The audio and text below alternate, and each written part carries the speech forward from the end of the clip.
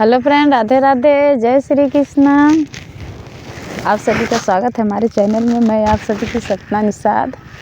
कितना दिन मुझे नमो से जली आते हैं।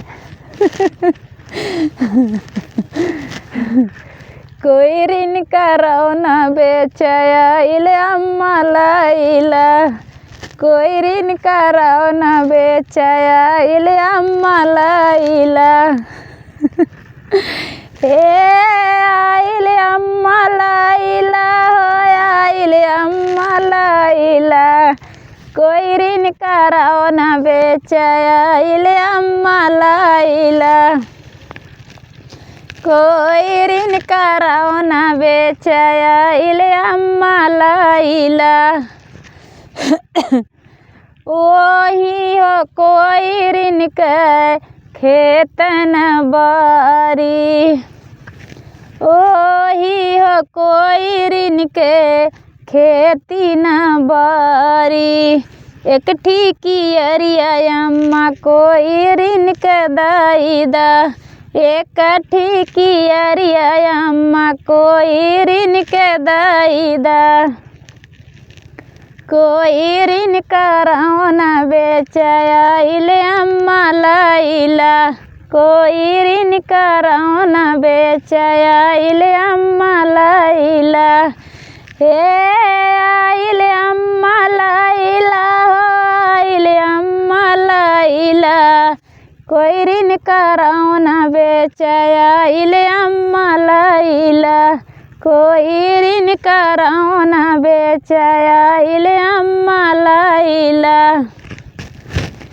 ओही हो कोई ऋण के घर न दुआर बाय, ओही हो कोई ऋण के घर न दुआर बाय। एक ठीक कोठरिया अम्मा कोई ऋण के दाईदा, एक ठीक कोठरिया अम्मा कोई ऋण के दाईदा, कोई ऋण कराओ ना बेचया इले अम्मा लाइला, कोई ऋण कराओ ना बेचया इले अम्मा लाइला। आइले अम्मा लाइला, आइले अम्मा लाइला, कोई ऋण कराओ ना बेचया इले अम्मा लाइला, कोई ऋण कराओ ना बेचया इले अम्मा लाइला। ठंडी लगता। वही हो कोई ऋण के गोरु न बछरू,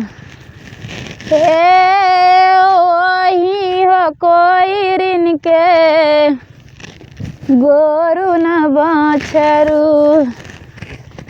एकठी पड़ौआ अम्मा कोई ऋण के दाईदा, एकठी पड़ौआ अम्मा कोई ऋण के दाईदा, कोई ऋण कराओ ना बेचया इले अम्मा लाइला, कोई ऋण कराओ ना बेचया इले अम्मा लाइला।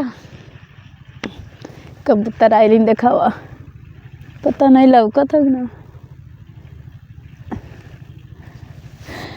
आइले अम्मा लाइला, आइले अम्मा लाइला, कोई ऋण कराओ ना बेचया इले अम्मा लाइला। ओही हो कोई ऋण के लड़का न बाला, ओही हो कोई ऋण का लड़का न बाला। कबूतर है। एक छोटकी नाना दिया अम्मा कोई ऋण के दाईदा, छोटा की नाना दिया अम्मा कोई ऋण के दाईदा। कोई ऋण के दाईदा, कोई ऋण के दाईदा, छोटकी नाना दिया अम्मा कोई ऋण के दाईदा, छोटा की नाना दिया अम्मा कोई ऋण के दाईदा। कबूतर में चरत है। वाह,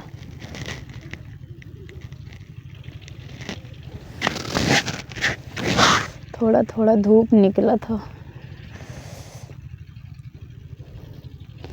ठंडा लगा था। थोड़ा थोड़ा धूप निकला, बादल है ना निकला था धूप इससे। अच्छा, अगर अच्छा लगे तो लाइक किया, कमेंट किया, शेयर किया। बाय।